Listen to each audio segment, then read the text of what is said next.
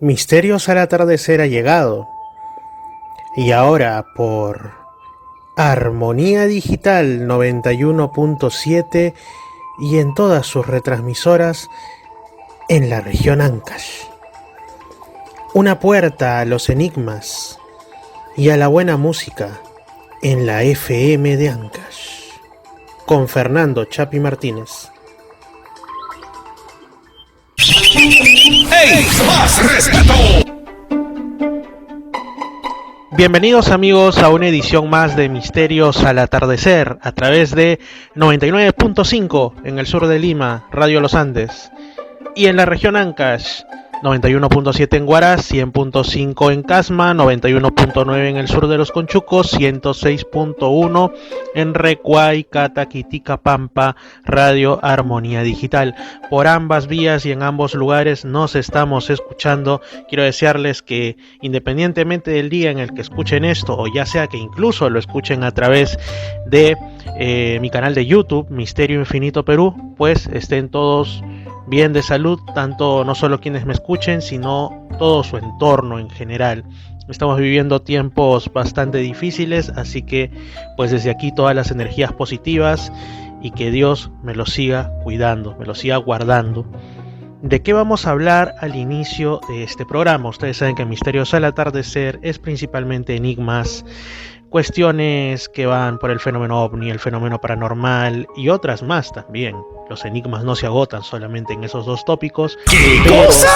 Vamos también a incluir, ya estamos incluyendo en realidad desde programas anteriores y también desde la faceta anterior del programa en la ciudad de Puerto Maldonado en 2020, temas de espiritualidad y temas sociales. Ahora vamos a empezar con un tema de espiritualidad.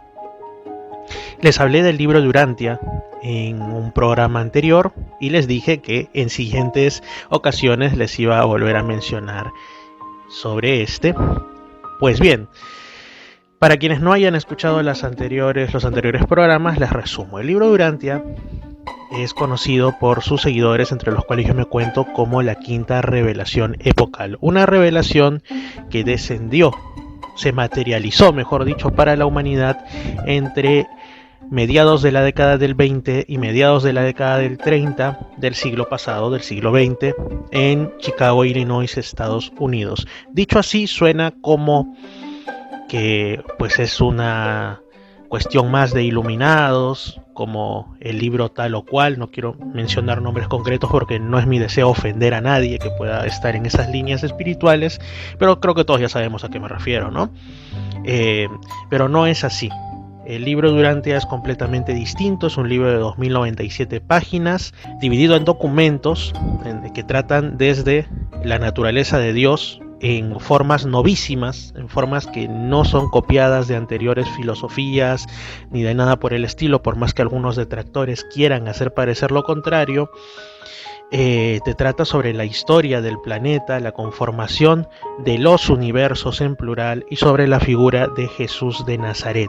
Jesús de Nazaret, conocido en el libro de Urantia como su personalidad antes de venir a la tierra, donde asumió el nombre humano de Jesús de Nazaret como Micael de Nevadón. Los Micaeles son una serie,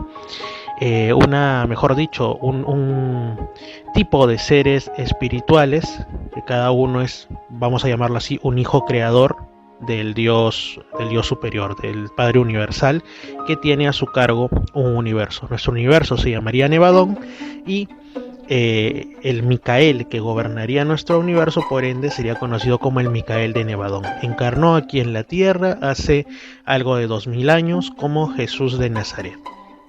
Esto así, grosso modo. Tampoco quiero decir tantos datos en una porque no es mi intención tampoco dejarlos con más dudas que certezas, sino al menos plantear unas ideas fuerzas para continuar.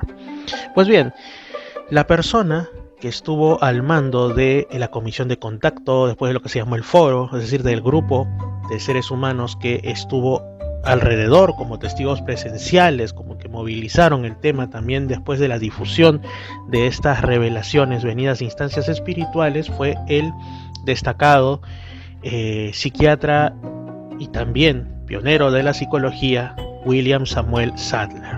Él era bastante escéptico con estas cuestiones. Él escribió libros en los que directamente rebatía todo lo que pudiera venir o pretendidamente venir de instancias no humanas, extrahumanas. Recordemos que se trataba de una época a inicios del siglo XX donde estaba muy en boga todo este asunto de los mediums, el espiritismo, el supuesto contacto con entidades desencarnadas, con espíritus de los muertos o en fin, toda esa gama de situaciones que ahora ha disminuido, pero todavía existe de una u otra manera. En ese tiempo era muchísimo más fuerte.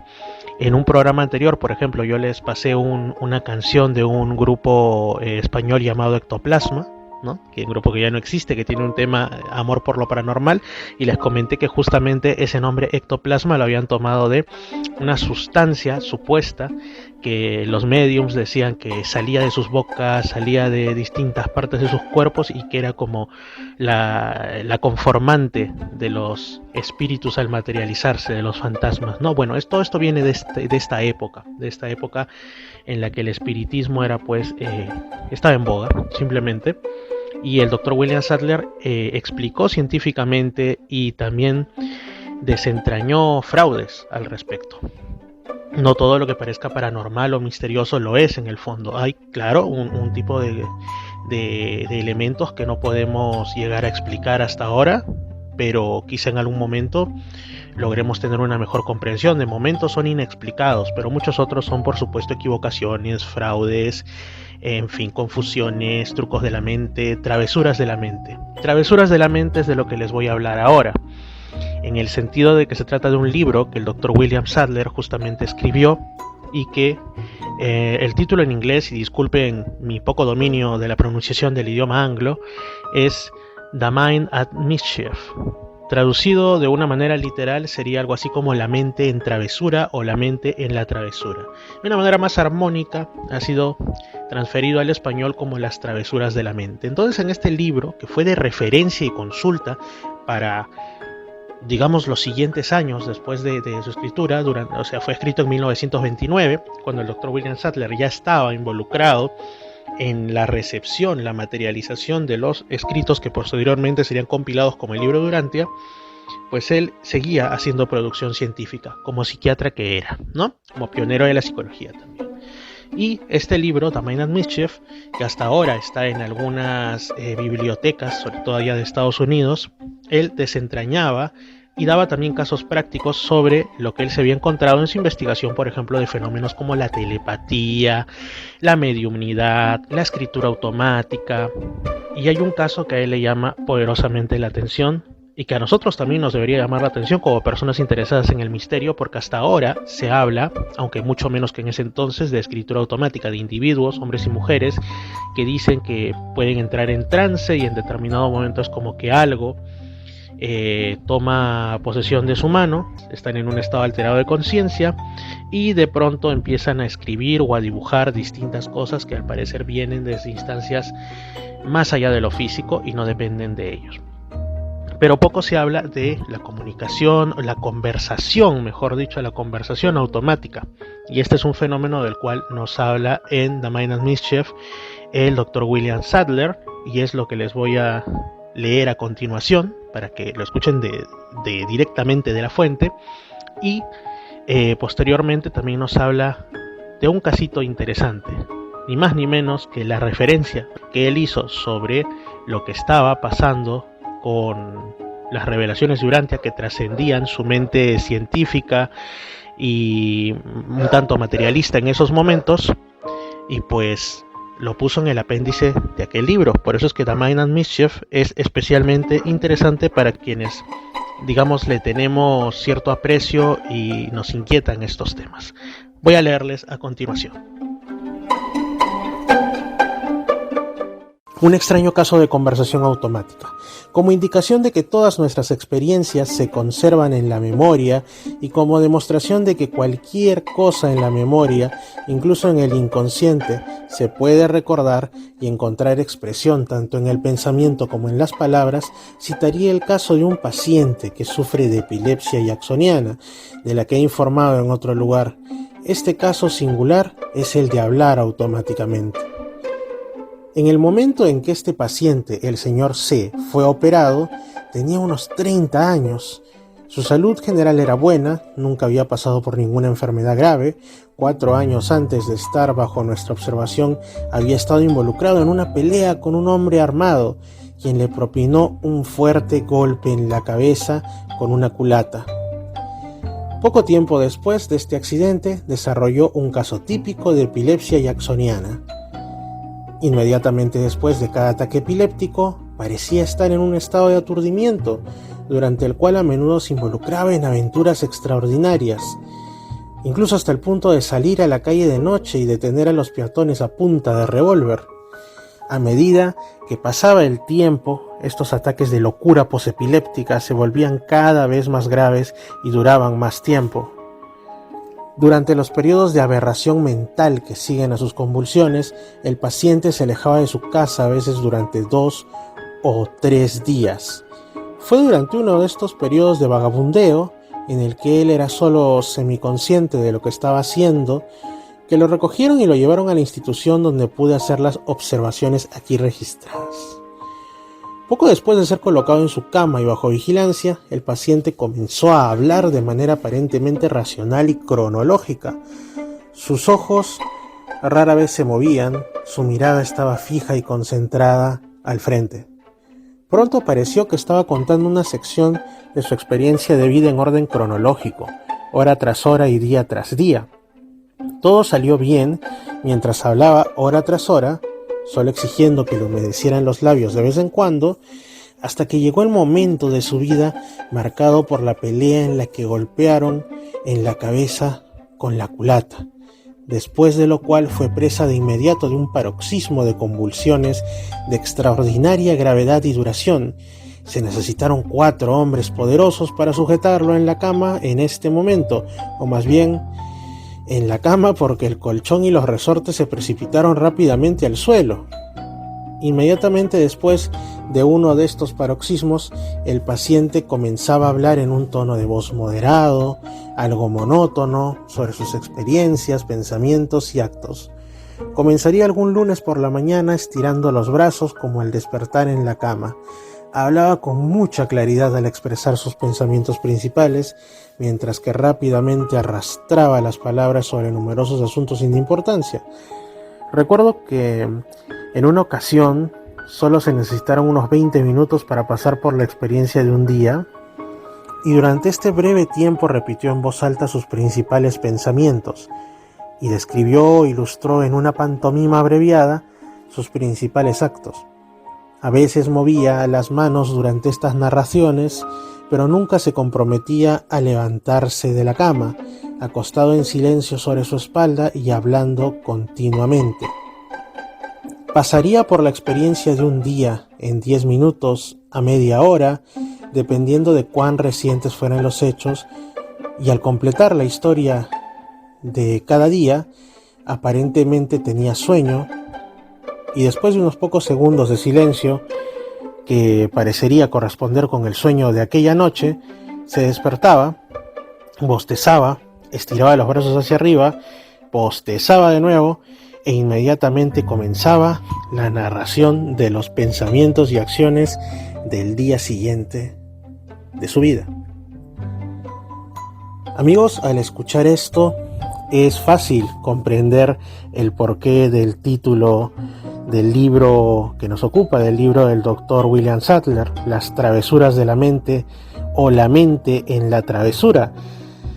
Y es que efectivamente son muchos y más diversos de lo que usualmente se cuenta, al menos ahora, en que muchas veces los libros incluso de texto de las universidades, de las especialidades de salud, están más ligadas a las generalidades que a relatar casos puntuales que escapen de la, digamos, de lo común, y que también se pueden presentar cuando uno menos piensa, no solo en el quehacer de salud, sino en la vida misma de alguien. A alguien le puede pasar, Dios no quiera, o le puede pasar a un ser querido, o puede toparse con alguien en esa situación, ¿no? Por eso es interesante leer libros antiguos como que ya está a solo 8 años de cumplir un siglo de su publicación, en los cuales nos cuentan este tipo de casos. ¿Cuántos de ustedes han escuchado hablar antes de las conversaciones automáticas, ¿no? Como el caso de este hombre que tras sufrir pues algún tipo de contusión, lesión en una refriega que le afectó ciertas áreas del cerebro probablemente, pues se convirtió en una especie de reproductor de voz humano, una especie de casetera o ahora dirían un CD o un archivo MP3 de sus propias experiencias, las cuales narraba, quién sabe si incluso episodios que conscientemente no hubiese contado, a los allí presentes. Dormía, despertaba y continuaba en un estado, como dicen, semiconsciente, porque, por ejemplo, se daba plena cuenta cuando su boca ya estaba mostrando signos de resequedad y pedía que le humedeciesen los labios, y proseguía contándonos su, no sé si apasionante biografía, pero al fin y al cabo su historia de vida, día tras día y todo, y al parecer, como dicen, en el momento en el que llegó al día que sufrió ese lamentable altercado, pues se estremecía y entraba en crisis, como si también reviviera aquel momento que le había causado la dolorosa, al menos psíquicamente dolorosa situación en la cual se encontraba. No sabemos si este paciente se recuperó, no sabemos si es solo un caso de esos que están en los márgenes de lo que ocurre, una excepción sin más a la regla, o si el Dr. William Sadler o incluso otras personas en su tiempo se encontraron con circunstancias similares con pacientes y en todo caso las atribuyeron a otras causas o les dieron otras interpretaciones. Pero el hecho de que este libro, La mente en la travesura, The Mind at Mischief, o Las travesuras de la mente, haya sido texto o uno de los textos de referencia para psicólogos y psiquiatras durante varios años, nos hablan de por lo menos un número importante de personas ligadas a esa profesión que pues conocían de esto y podían por lo menos tener a su disposición este tipo de literatura para ellos ya hacerse una idea al respecto. El libro Travesuras de la Mente contiene un apéndice, una especie de agregado que le puso el Dr. William Sadler, en el que hace mención de alguna manera de lo que él estaba viviendo en esos momentos con el proceso de revelación urantia. Paso a comentarles, a leerles en realidad, la traducción de este apéndice que compartió conmigo el amigo Ismael Barba de Andalucía, España, lector y estudioso, me atrevería a decir, de la quinta revelación. Los invito a visitar su canal de YouTube, que es Ismael B. Urantia, así se llama. Vamos a leerlo. Apéndice del libro Travesuras de la Mente del Dr. William Samuel Sadler. Nota del editor. Lo siguiente fue escrito por el Dr. William Samuel Sadler en 1929 como apéndice al libro Travesuras de la Mente. Se conoce que el Dr. Sadler estaba íntimamente envuelto con el proceso que resultó en la publicación del libro de Urantia. Es la opinión de algunos individuos que el sujeto durmiente a quien él se refiere en este apéndice, en conjunto con los hechos asociados con esta persona, son una descripción del proceso por el cual el contenido del libro de Urantia llegó a la posesión del Dr. Sadler y los comisionados de contacto. En discusiones acerca de médiums fraudulentos o psíquicos autoengañados, el lector de este libro ha encontrado varias veces la afirmación que habían ciertas excepciones a la crítica general hecha ahí, y se le refiere a este apéndice. Ahora se convierte en mi tarea explicar lo que tenía en mente cuando estas notas fueron incluidas. Por el bien de la exactitud científica por un lado y estricta imparcialidad por el otro, se convierte en necesario explicar que hay una o dos excepciones a la afirmación general de que todos los casos de fenómenos psíquicos que han llegado bajo mi observación han resultado ser de autopsiquismo. Es cierto que prácticamente todos los fenómenos psíquicos han probado ser fraudulentos, mientras que los fenómenos psíquicos son invariablemente explicables por las leyes de proyección psíquica, transferencia, cambio de realidad, etc. pero hace muchos años conocí a una medium, una mujer ya muerta, cuya visión, revelaciones, etc., no estaban ligadas con espiritualismos. Que yo sepa, en ningún momento ella alegó estar bajo la influencia de espíritus, guías o controles, o comunicar mensajes de los espíritus de seres humanos ya difuntos. Su trabajo era en su mayoría de naturaleza religiosa y consistía de dichos elevados y admoniciones religiosas. Nunca tuve el privilegio de hacer un análisis psíquico completo de este caso y no me encuentro en posición de expresar hasta qué punto sus revelaciones originaron en las esferas subconscientes de su propia mente. Hago mención del caso solo para hacer nota del hecho de que me he encontrado con una instancia de fenómeno psíquico aparentemente del género de trance que no estaba de ninguna forma asociado con espiritualismos. La otra excepción tiene que ver con un caso de fenómenos psíquicos bastante peculiar, uno cual me encuentro sin poder clasificar y cual me daría mucho gusto narrar de manera más completa. Por más que lo desee, no puedo hacerlo aquí, por una promesa que me siento obligado a mantener sagradamente.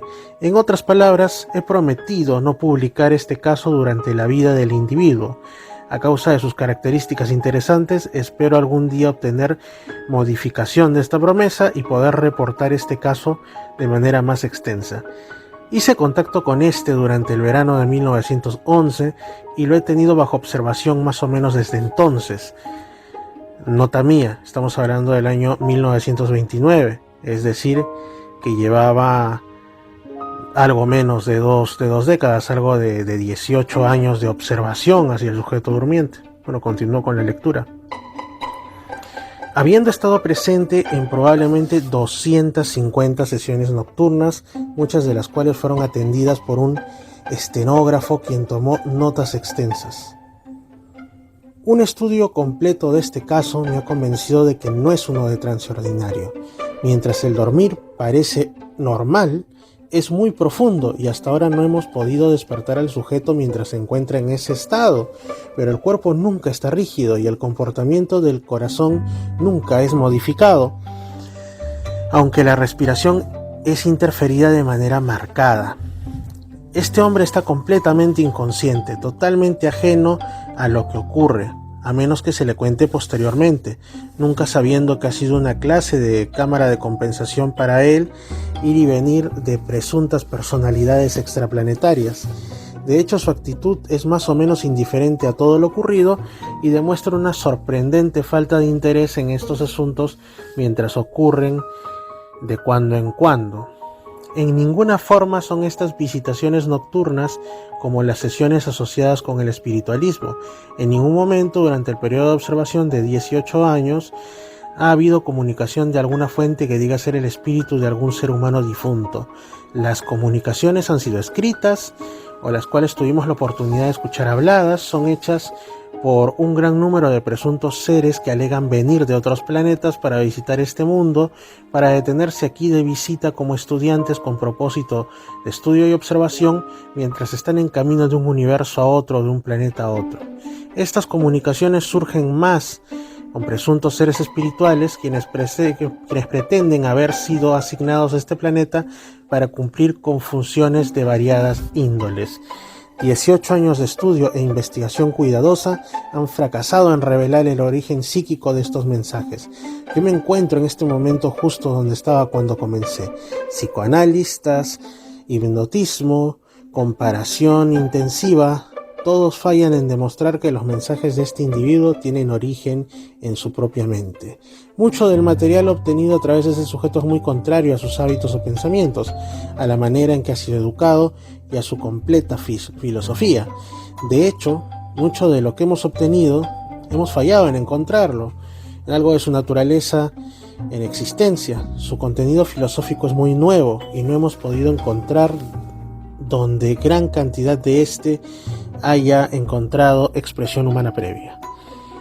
Tanto como me gustaría reportar detalles de este caso, no estoy en posición de hacerlo en el presente. Solo puedo decir que he encontrado en estos años de observación que toda la información compartida a través de esta fuente ha demostrado ser consistente consigo misma.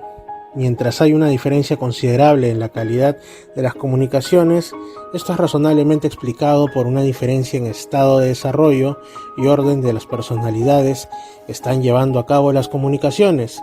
Su filosofía es consistente, es esencialmente cristiana y en su totalidad completamente armoniosa con los hechos y verdades científicas conocidas en esta edad. De hecho, el caso es tan raro y extraordinario que se establece a sí mismo de inmediato, según mi experiencia, en una clase aparte, una cual hasta ahora ha resistido todos mis esfuerzos en probar que se origine en un autopsiquismo. Nuestras investigaciones continúan y, según he intimado, espero asegurar permiso en el futuro cercano para reportar de una manera más completa los fenómenos en conexión con este caso tan interesante. Palabras del Dr. William Samuel Sadler en el apéndice a su libro Travesuras de la Mente. Pues esto es, amigos.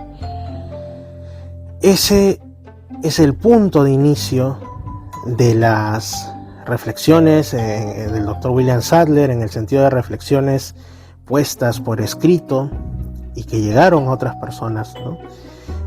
Personas embarcadas en el estudio de la mente y el comportamiento humano, psicólogos y psiquiatras, que eran quienes comúnmente accedían a sus libros, sobre este caso que a él mismo, como digo, un médico reputado y reconocido en su época, sorprendían, y que él, dentro de su natural escepticismo científico, pues no podía explicar cómo era posible que el sujeto durmiente, el sujeto adormecido, el sujeto que duerme, el paciente adormecido, como ustedes deseen llamarlo, que ese personaje pues durante el día tenía una vida completamente normal, incluso ajena a cuestiones espirituales y demás, ocupado en otras cosas. Hay quienes dicen que podía haber sido un corredor de bolsa, o bueno, alguien que se ocupaba de cuestiones más bien muy terrenales, y sin embargo, por la noche, y durante ni más ni menos que 18 años,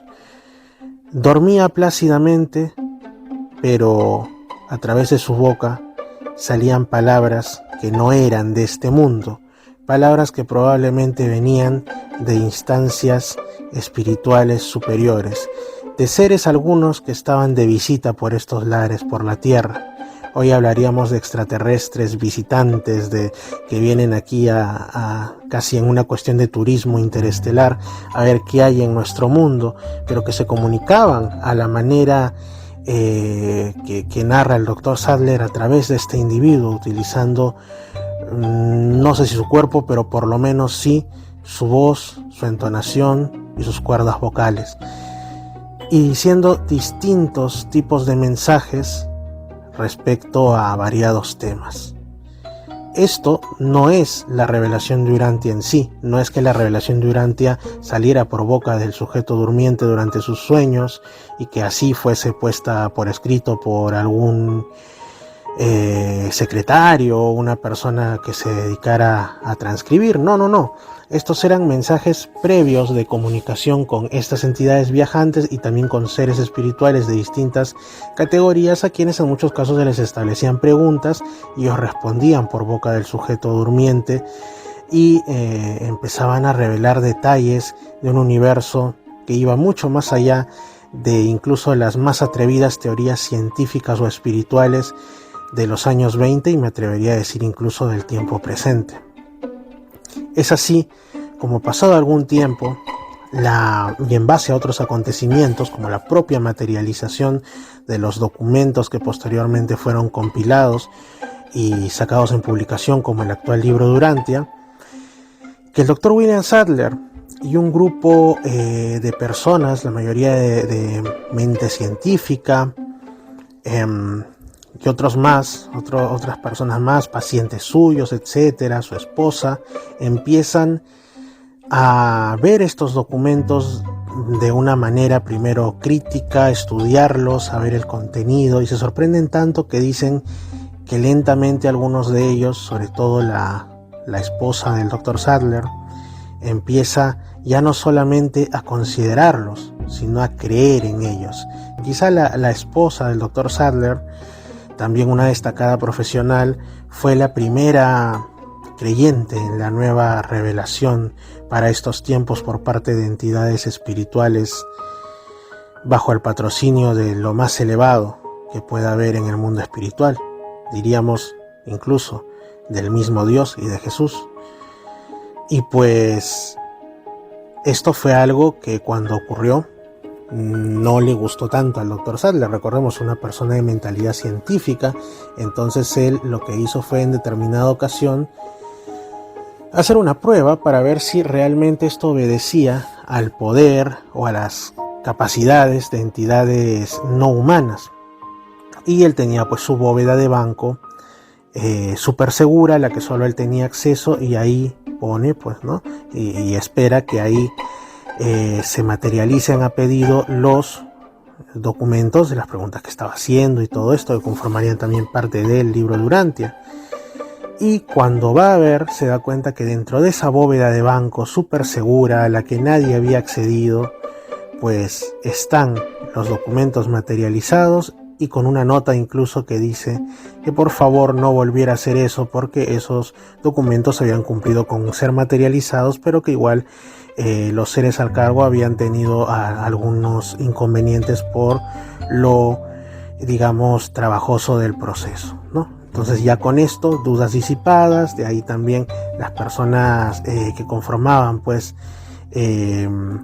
este primer grupo que tuvo acercamientos a estos documentos que se iban materializando y que ahora son el libro de Urantia, fueron testigos de otros hechos que ahora llamaríamos, como digo, paranormales y demás, que les fueron convenciendo de que eso que tenían delante, a lo que estaban asistiendo, no era un fraude, no era su imaginación, sino se trataba de un asunto muy real, y más que real, importante para la humanidad toda, una auténtica revelación en la Chicago de los años 20 y 30. ¿Quién lo diría? Se dice que incluso, y de esto conversaba también con el amigo Ismael Barba, asistieron a un proceso a modo de prueba, se les convocó a ir a un lugar apartado y vieron la materialización de un ángel que, pues este tipo de entidades angélicas ha pasado su nombre a la literatura cristiana y judía, incluso de un serafín o una serafina, porque se dice según el libro de Urantia que los ángeles en su totalidad pues son de, digámoslo así, energía femenina, energía negativa, energía femenina, y pues bueno, de una serafina de transporte, que sería un tipo de ángel, un tipo de serafina, que lo que hace es pues llevar a otros seres espirituales que no tienen las posibilidades de transportarse tan lejos, a pesar de sus características de no ser materiales, llevarlos a distintos puntos del universo, de los mundos, etcétera, como si se tratase de una, y discúlpeseme el atrevimiento de llamarlo así, de una nave biológica. Estos son solo algunos de los seres angélicos y de distintos tipos que nos narra el libro de Urantia. Pues bien, se asume que estos seres, los serafines de transporte, también tendrían otros encargos, otras funciones, como por ejemplo la de llevar las almas de las personas fallecidas hacia los mundos que están más allá de la muerte. Llamaríamos mundos morontiales, mundos que están cada vez menos materializados y más en ruta hacia lo plenamente espiritual, y por los cuales pasaríamos todos después de nuestro fallecimiento, ¿no?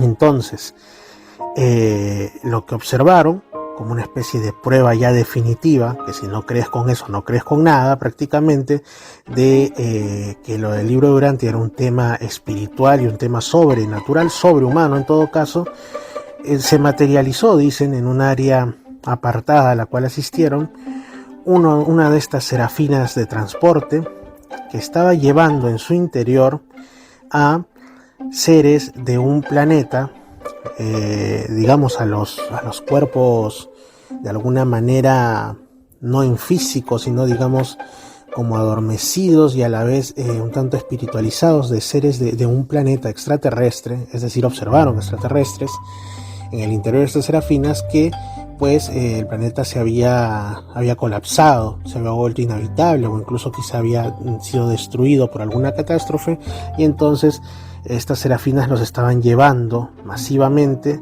a que sean despertados en un nuevo mundo donde pudieran continuar su civilización, ¿no? Algo así es lo que se narra.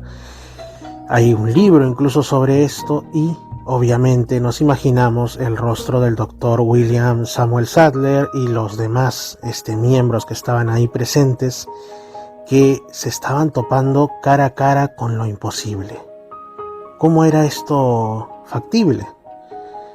Estaban observando seres de los que ni siquiera las propias escrituras supuestamente sagradas, como la Biblia, el Corán, la Torá, los Vedas, etcétera, daban algún tipo de indicio pleno sobre su naturaleza. Pensamos nosotros en ángeles y nos imaginamos un bello joven con alas, pero no era esto lo que estaban observando, era algo incluso mucho más maravilloso.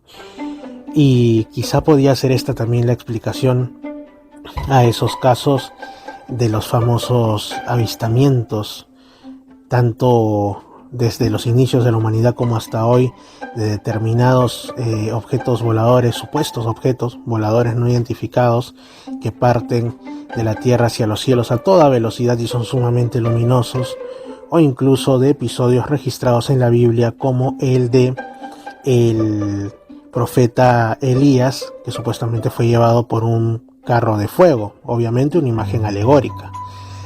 Estas y otras cosas nos dicen que la presencia de seres que el libro de Urantia da por verdaderos, como los serafines de transporte y otros, podría haber quedado documentada de manera más o menos perfecta o imperfecta en textos humanos que nosotros, a pesar de ser a tiempos pasados, conocemos y no son válidos para muchos a día de hoy, como la Biblia, por ejemplo, ¿no?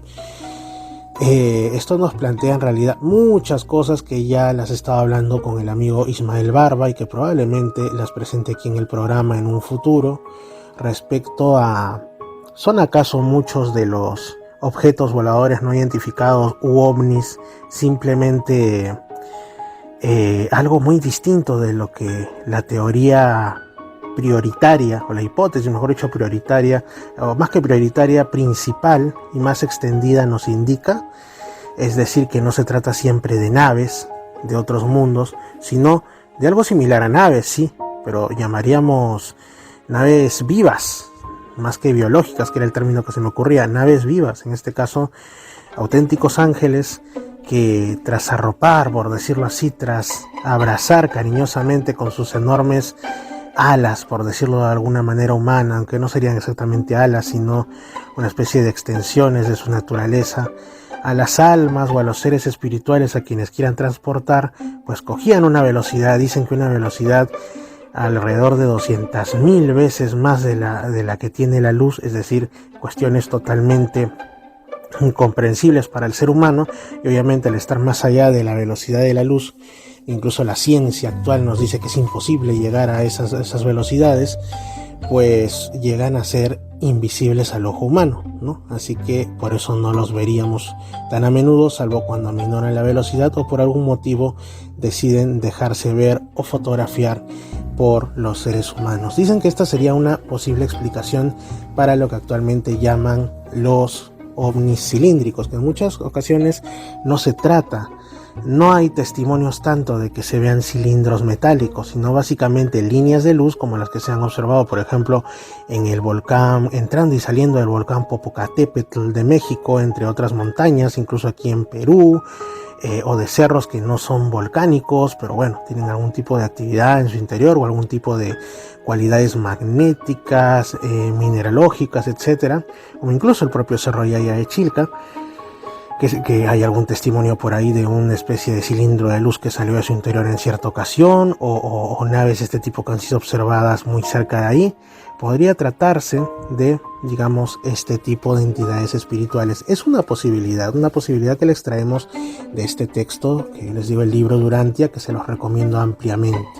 Para mí es maravilloso, para mí efectivamente, tanto como para el doctor William Sadler, bueno, obviamente sin querer equipararme a este genio de la humanidad, pues yo también considero que es real, es una revelación real, y por eso les insto a ustedes a que puedan leerlo. Entran a urantia.org/es para que accedan directamente a la versión en español. La pueden leer gratuitamente en internet, en su celular, en su computadora. Y también de algunas maneras se puede obtener el libro en físico, que es lo que yo tengo. No es tan fácil de encontrarlo, es un libro de 2097 páginas, pero no se desanimen por eso, porque es un tesoro el que pueden encontrar ahí. ¿Y qué más quieren que un tesoro extenso y de procedencia espiritual? Eso que realmente alimenta nuestras mentes y almas. Bueno, ya les hablaré a futuro también de algunas otras cosas relacionadas al libro de Urantia, temas como los reservistas del destino, que son unas personas, seres, etcétera, que llevan vidas aparentemente normales, que llevan existencias incluso algunos dirían que monótonas, pero que algo los protege, sienten que alguien está detrás de sus pasos o muy al lado y los salva de cosas que podrían ponerlos tambaleándose entre la vida y la muerte. ¿Por qué? Porque tienen cualidades o tienen directamente una misión que podría activarse, una misión que cumplir si se dieran circunstancias negativas especiales en las cuales ellos entrarían consciente o inconscientemente en acción por expreso designio de la divinidad. Imagínense ustedes, es un tema apasionante y sinceramente, ¿para qué dejarlos esperar más? Ese es el tema que viene a continuación. Así que no se vayan de Misterios al Atardecer, porque lo que viene es conversando con mi buen amigo Ignacio Núñez, Natu, de España, sobre los reservistas del destino. Pero aguanten un momento. Más respeto. ¡Ey! ¡Más respeto! En primer lugar, antes de pasar a la segunda parte del contenido urantiano para hoy, al momento musical, que es una de las características de Misterios al Atardecer, edición dominical. Vamos a soltar 4 temitas, sí, 4, no 3, no 2, pero tampoco 5. 4 temas, cada uno de ellos de una nacionalidad distinta. En primer lugar empezamos, ya que hemos hablado nuevamente, nos hemos referido a la desaparecida banda Ectoplasma de España, con otro tema de ellos. La vez pasada transmitimos el tema Amor por lo Paranormal y ahora será la astronave del amor. Después continuamos con Jorge González desde inicios de los 90 con Mi casa en el árbol, perteneciente obviamente al hermano país de Chile. De ahí continuamos con Shiva Shanti y Cuéntame, este temón en reggae, elemento nacional, y cerramos este 4 canciones en Misterios al Atardecer con Desde Bolivia, una bandaza aviónica con Desde Cero, un tema que yo no entiendo, al igual que los anteriormente mencionados, por qué rayos no lo pasan en esas emisoras supuestamente rock and pop, que tienen nombre, no sé, de elemento químico, de gas, helio, hidrógeno. Bueno, ustedes ya saben cuáles son, yo no sé por qué rayos no las pasan si son tan buenas. Este es el primer momento musical, después vendrá otro, y después de estas 4 canciones, que espero disfruten, no se me vayan, porque tenemos el que ya les dije, la segunda cuestión urantiana de este domingo de Misterios al Atardecer, que está de 3 círculos concéntricos celestes, está muy urantiano. Vamos ahí con estos temas. Todos mis amigos abducidos, subidos a bordo en la astronave del amor, todos contactados, una casa en un árbol.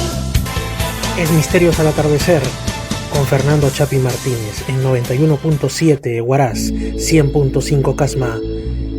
Armonía. Es Misterios al Atardecer con Fernando Chapi Martínez en 91.7 Huaraz, 100.5 Casma. Armonía. Radio Armonía Digital.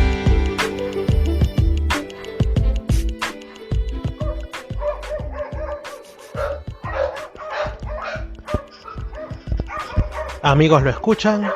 Los perros ladran Eso es señal de que avanzamos. Avanza, misterios al atardecer.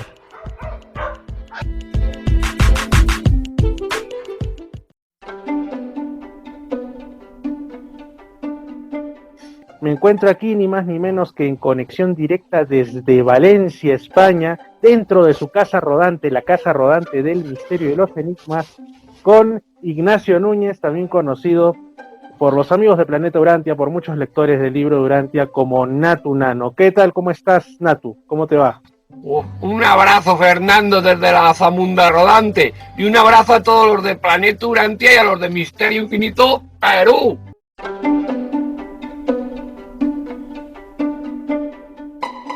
Qué apasionante tema el de los reservistas del destino, ¿verdad? Aquellos seres que según el libro de Urantia, la quinta revelación, serían pues los encargados en potencia de determinadas acciones que podrían incluso salvar al mundo, pero que permanecen durmientes en esas facultades. Ni ellos mismos lo saben hasta que se activa una chispa dentro de ellos, una chispa proveniente quizá del fragmento de divinidad que nos habita a casi todos los seres humanos, y realizan alguna acción valerosa o de repente alguna decisión de la más alta importancia, y pueden llegar a cambiar incluso para bien los destinos del mundo. Y después quizá ellos ni siquiera saben que han hecho algo heroico, o no sospechan que hay algo, digámoslo así, especial dentro de su propia naturaleza, y siguen con sus vidas. En algunos momentos recibirán quizá algún reconocimiento, pero no es siempre. ¡Qué gran misterio! ¿Existirán los reservistas del destino? Lo cierto es que, si nos ponemos a pensar, creamos o no en la quinta revelación, en el libro de Urantia, hay momentos de la historia humana donde han aparecido providencialmente, y quizá nunca, mejor dicho, aquello de providencialmente en el sentido de providencia divina, seres humanos, grupos de personas, ideas, en fin, que han sido capitales para que continúe una civilización, para que continúe la creencia en Dios, para que se lleve a cabo un revolucionario descubrimiento, etc. Así que probablemente haya algo de verdad en esto. Para mí es verdad, es un tema de fe, como digo, ¿no? Yo creo en el libro de Urantia como una revelación, pero para quienes no, pues los invito a al menos a analizar esta interesante idea, si existen o no estos seres denominados reservistas del destino, que podría ser alguien que tú conoces, o una persona que va por la calle, alguien con quien te topaste en otro país, en fin. Bueno, vamos a pasar a una segunda parte musical, en este caso predominantemente del elemento nacional, pero antes, ya que estamos en este especial urantiano, llamémoslo así, de domingo, pues les quiero compartir cómo inicia el libro de Urantia. Bueno, cómo es el primer documento, la parte 1, el universo central y los superuniversos. Documento 1, el Padre Universal. El Padre Universal es el Dios de toda la creación, la primera fuente y centro de todas las cosas y todos los seres. Pensad primero en Dios como creador, luego como controlador y finalmente como sustentador infinito. La verdad sobre el Padre Universal había comenzado a alborear sobre la humanidad cuando el profeta dijo: «Tú solo eres Dios, no hay nadie sino tú. Tú hiciste el cielo y el cielo de los cielos con todo su ejército. Tú los preservas y los controlas. Por los hijos de Dios fueron hechos los universos. El Creador se cubre de luz como de vestidura y extiende los cielos como una cortina». Solo el concepto del Padre Universal, un solo Dios en lugar de muchos dioses, permitió al hombre mortal comprender al Padre como Creador divino y controlador infinito. Las miriadas de sistemas planetarios se formaron para que finalmente las habitaran muchos tipos diferentes de criaturas inteligentes, seres que pudieran conocer a Dios, recibir el afecto divino y amarle a su vez. El universo de universos es la obra de Dios y la morada de sus diversas criaturas. Dios creó los cielos y formó la tierra, estableció el universo y no creó este mundo en vano. Para que fuera habitado, lo creó. Todos los mundos esclarecidos reconocen y adoran al Padre Universal, el Hacedor eterno y sustentador infinito de toda la creación.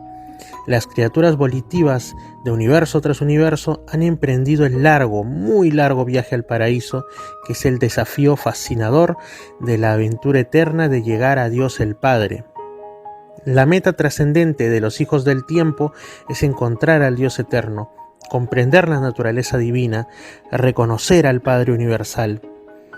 Las criaturas que conocen a Dios tienen una sola ambición suprema, un solo ardiente deseo, y ese es llegar, como son en sus esferas, a ser semejantes a como es Él en su perfección paradisíaca de personalidad y en su esfera universal de supremacía recta. Del Padre Universal, que habita la eternidad, ha emanado el mandato supremo: sed vosotros perfectos, así como yo soy perfecto. En amor y misericordia, los mensajeros del paraíso han llevado esta exhortación divina a través de las edades y a través de los universos, aún hasta llegar a las criaturas tan bajas de origen animal como lo son las razas humanas de Urantia. Este magnífico mandato universal de esforzarse por alcanzar la perfección de la divinidad es el deber principal y debería ser la más alta ambición de toda la creación de criaturas forcejeantes del Dios de perfección. Esta posibilidad de alcanzar la perfección divina es el destino final y certero de todo progreso espiritual eterno del hombre. Los mortales de Urantia difícilmente pueden esperar ser perfectos en el sentido infinito, pero es enteramente posible para los seres humanos que comienzan, como lo hacen en este planeta, a alcanzar la meta excelsa y divina que el Dios infinito ha puesto para el hombre mortal, y cuando alcancen este destino estarán en todo lo que corresponde a la autorrealización y alcance de la mente, tan pletóricos en su esfera de perfección divina, como Dios mismo lo está en su esfera de infinidad y eternidad. Puede que tal perfección no sea universal en el sentido material, ni limitada en comprensión intelectual, ni final en experiencia espiritual, pero es final y completa en todos los aspectos finitos de divinidad de voluntad, perfección de motivación, de personalidad y conciencia de Dios. Este es el verdadero significado de ese mandato divino: sed perfectos así como yo soy perfecto, que insta constantemente al hombre mortal hacia adelante y le atrae hacia adentro en esa larga y fascinadora lucha por alcanzar niveles cada vez más elevados de valores espirituales y auténticos significados de universo. Esta sublime búsqueda del Dios de los universos es la aventura suprema de los habitantes de todos los mundos del tiempo y el espacio. Muy interesante, ¿no les parece? Interesante, fascinante. Los invito a leer el libro de Urantia. Como les digo, está disponible en la página web de la fundación que es la custodia del texto íntegro de esta revelación, que es urantia.org/es, para que lo puedan leer en español. Está traduciéndose a muchos idiomas. Está traducido últimamente incluso a idiomas como el indonesio, el japonés. Se trabaja ya en una nueva traducción más específica y mejor, más pulida al español.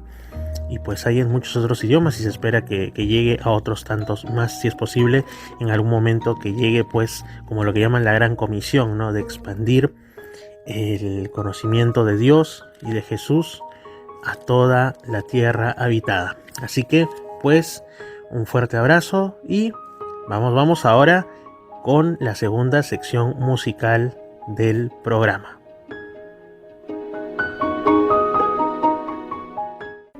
Una suavecita en Misterios al atardecer. Es Misterios al atardecer con Fernando Chapi Martínez en 91.7 Huaraz, 100.5 Casma. Armonía.